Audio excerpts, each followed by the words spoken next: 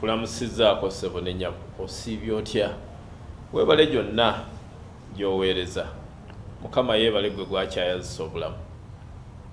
Abafunye ebirungi mwenna tubasanyukirako, ate Mukama abibakuumire.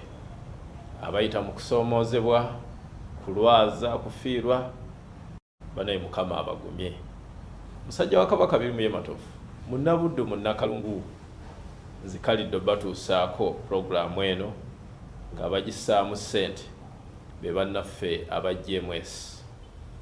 GMS Hospital kitegeeza Gombe Medical Services Hospital. Abasangibwa wano ku Balintuma Road. Bwe boogera ku luguudo Balintuma Road, ve Mmengo wano ku kisenge kya Bulangi kwate ekkubo lino eridde Nankulabye. Isa University yandege ku mukono ogwa kkono ojja kulaba GMS Gombe Medical Services Hospital. Ate oba ova eri Nankulabye bw'oyisa mu masaŋŋanzira gali aga Namirembe agambuka ku kyaki n'oyisaawo bwe tuyite Waakayo olutuuka ku Amusaawo oba otuuse ku GMS. So n'opposite waliwo Isel Pharmacy, GMS Gombe Medical Services Hospital. Kati nno bano beewaayo okumpanga abasawo buli kiseera, okusomesa, okunnyonnyola endwadde ez'enjawulo n'engeri gye tusobola okubaamu abalamu. Gombe Medical Services Hospital, mwebale nnyo kumpa maanyi ku Terefayina nga muyita eri bakama bange n'enzikalira wano okutuusa obubaka oby'obwebulamu eri abantu ba Ssaabasajja Kabaka bali wano mu Buganda n'ebweru wa Buganda n'ebweru wa Uganda, ensi yonna etulaba. Oli ku Terefayina, ali ku BBS Terefayina, olutindo olunnyuze butereevu ku musawo Dr. Lydia Rose Cotton. Ono nno Professor Mulamba, mukugu nnyo nnyo nnyo mu ndwadde ez'amatu, ennyindo, emimiro. Kale kiyite ENT, ear, nose and throat. Mukugu nnyo mu nsonga ezo, mu kuzijjanjaba ate era ne mu kulongoosa. I want to say thank you again for accepting me to be here with the whole viewers to introduce my part as ENT surgeon.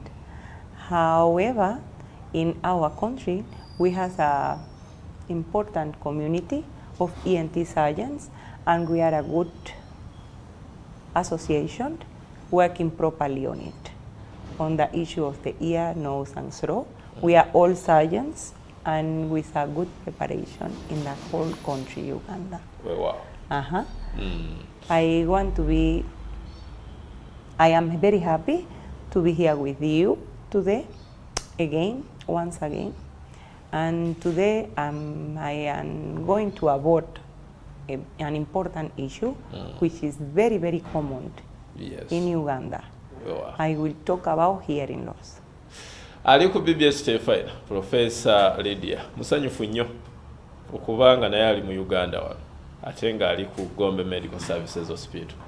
Okwongera obukugu bwe n'okunoonyereza kwe ku bizibu ebitusumbuwa naddala ebikwata ku matu, ennyindo n'emimiro. Era yaga nti mwetegefu nnyo.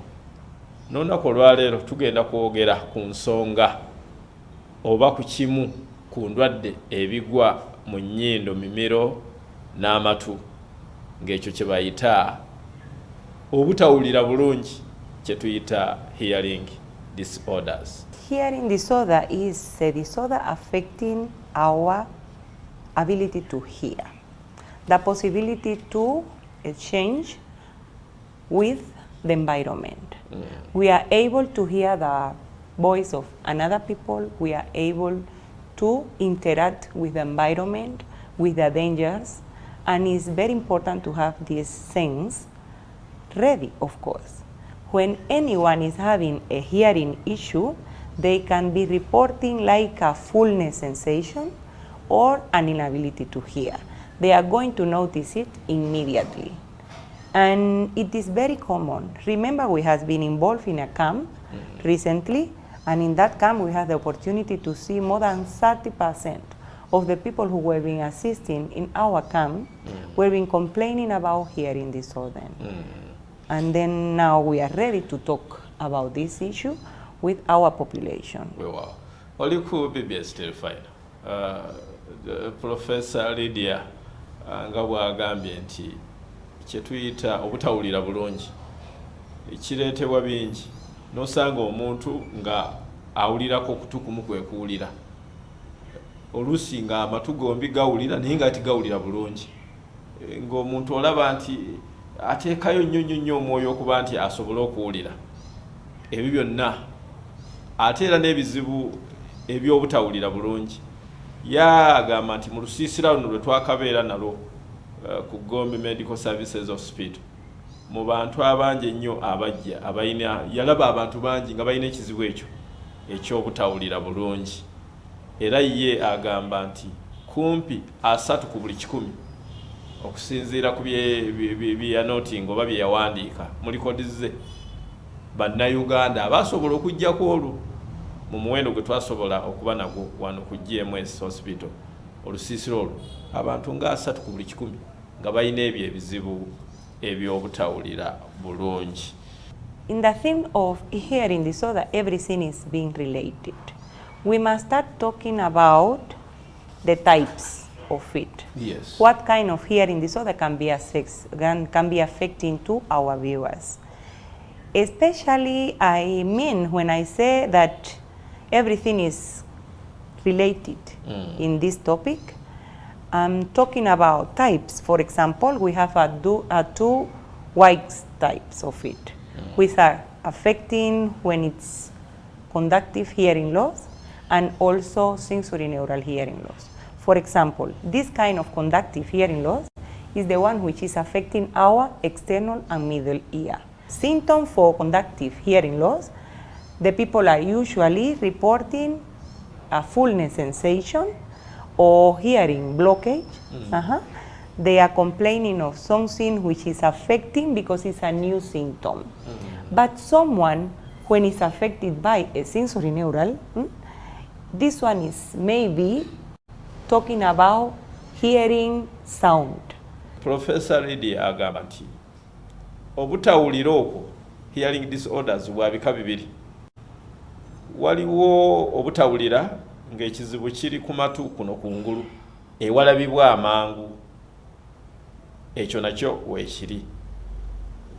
Naye kwegambera okutwalizaamu ate waliwo obutawulira obulala nga buli munda muli oluusi ku busuwa obukwata n'obwongo, n'osanga omuntu ng'okuwulira bw'awulira ate matu bwe geekwata eyo embeera naye ebaawo. Ate n'aga nti ekyo eky'omunda muli ekitalabika mangu ekyetaaga obukugu ennyo kijja nnyo ng'omuntu ali mu kifo ekisirifu ennyo, nafuna sound okuwuuma okwo oluusi ne kujja ate ne kuta, ne kujja ne kuta, ekyo oluusi kiva ku busuwa obukwatagana n'obwongo. Ebyo byonna naye ate obubonero obumanyiddwa obw'amangu kumpi bwonna bufaanagana. Naye mu byonna Professor agamba ye wano waali ku GMS Hospital, Gombe Medical Services Hospital wano ku Balintuma Road, byonna bijjanjabwa kubanga ono mukugu mu kujjanjaba n'okulongoosa. To demonstrate how important is it, we must divide also our conductive hearing loss and sensorineural hearing loss in groups of age. Talking about age, we must say that conductive hearing loss is more frequent in children and young adults, while sensorineural hearing loss are usually affecting the elder population. That means it's very important to go for the assessment, to look for the assessment of any ENT surgeon.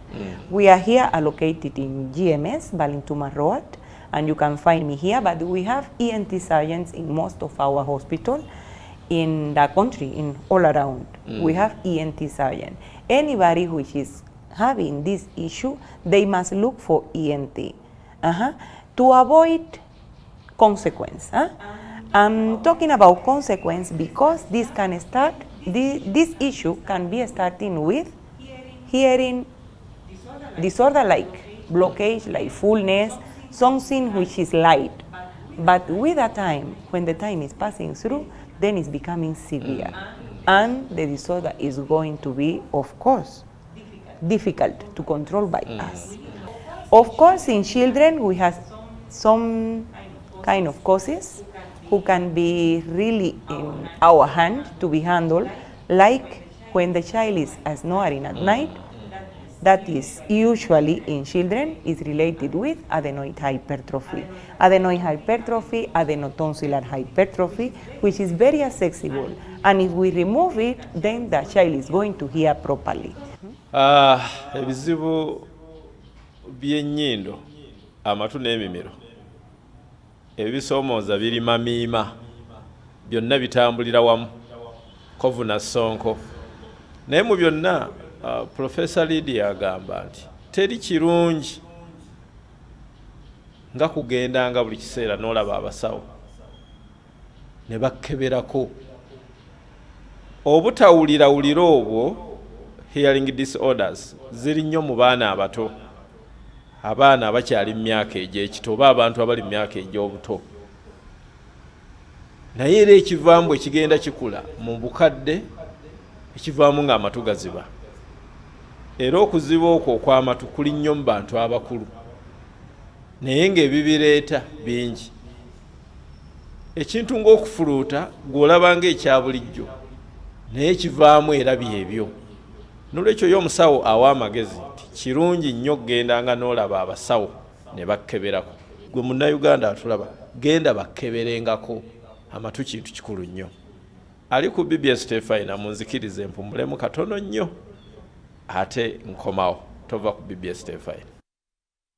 Weewaawo, kulikayo mukuwumulako, oli ku BBS Terefayina, olutindo olutuyawunze ku GMS, Gombe Medical Services Hospital, wano ku Balintuma Road, Emmengo.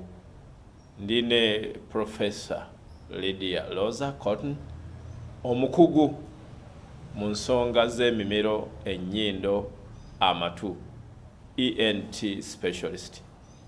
Ali ku BBS Terefayina tutunuulira ebizibu ebiri mu butawulira, ebizibu by'amatu ebiri ne mu butawulira. Professor, yes, please. You were still telling us or explaining some of the signs and the symptoms about these hearing disorders. When should one notice, more especially in children, that a child doesn't listen well, or the child is not hearing? How do you always notice that, more especially in the young ones? In young ones is a very common symptom. But the issue is they are unable to tell to the parents that they are not able to hear well, isn't it? For example, someone which is a young child, before 1 year, they are starting to speak because they are imitating our voice.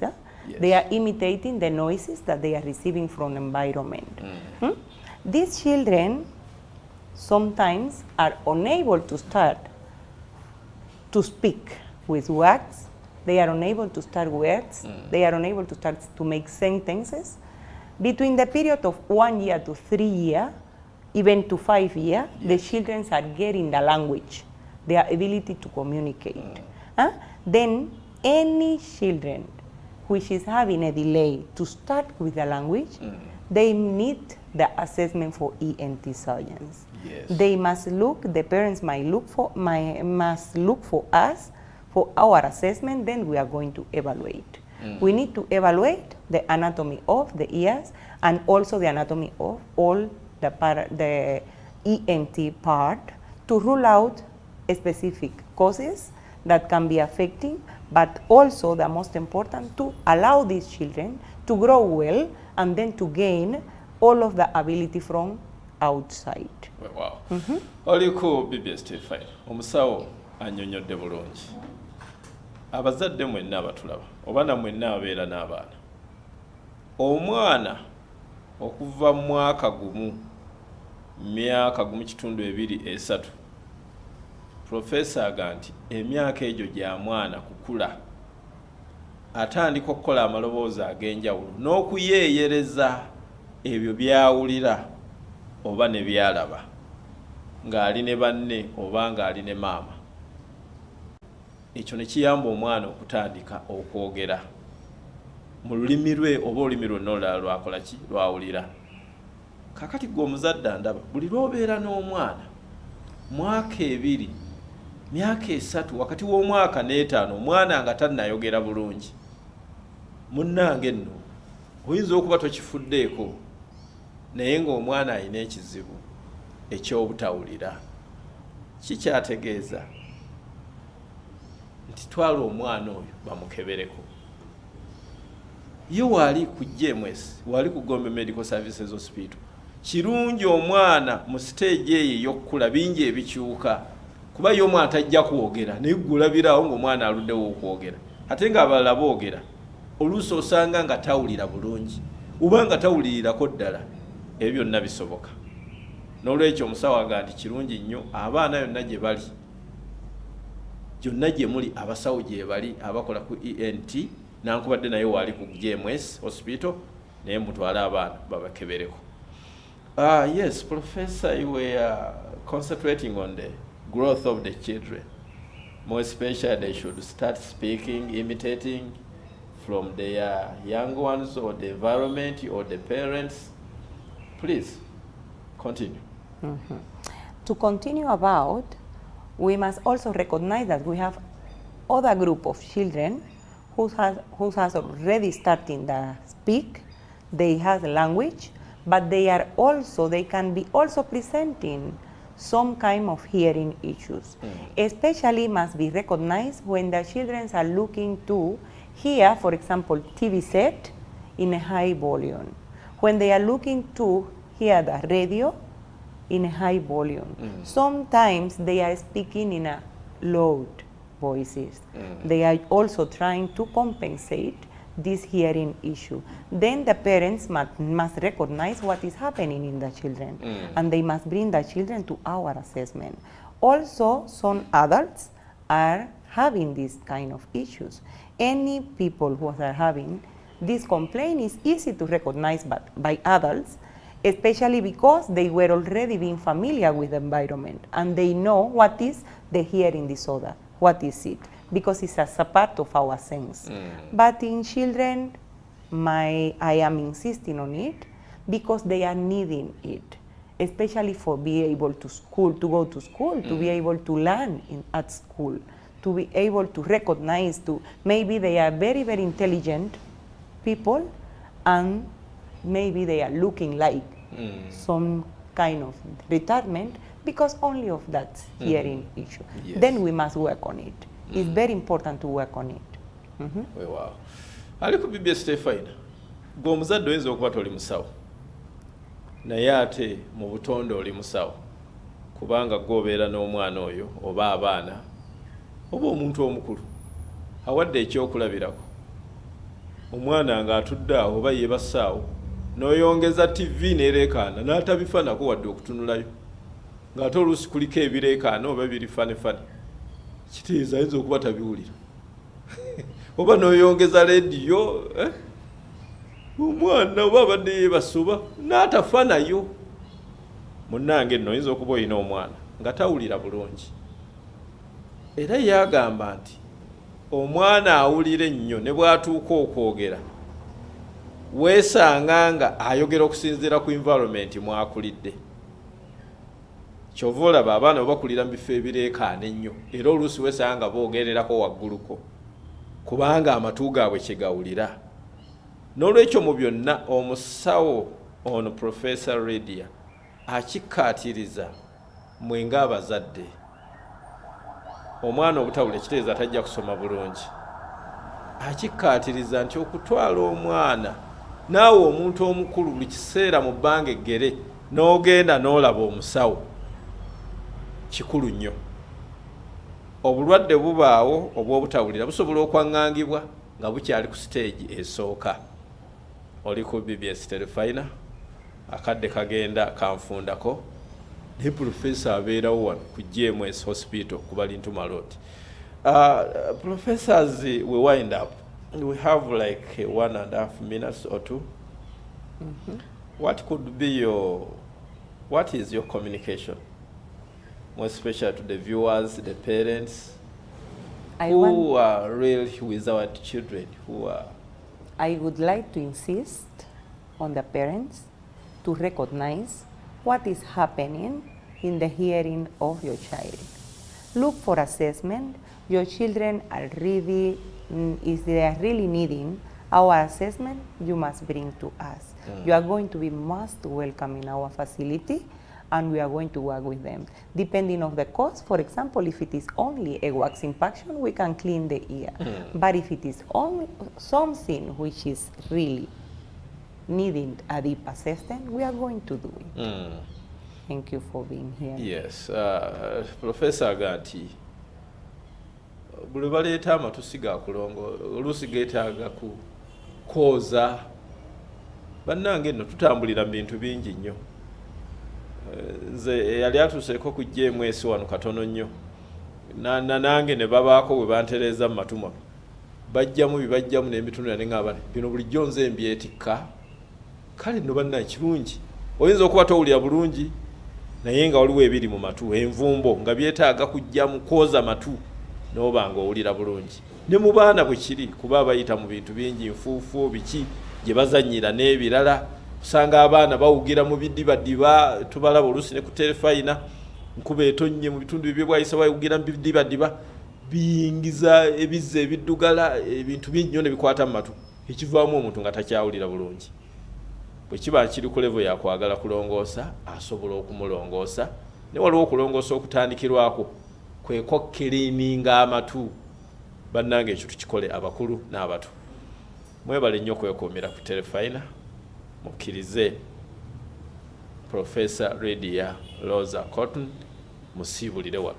Ajja kubanga muleeta buli kiseera, yeewaayo tusomesa. Baagaliza akaseera akalungi.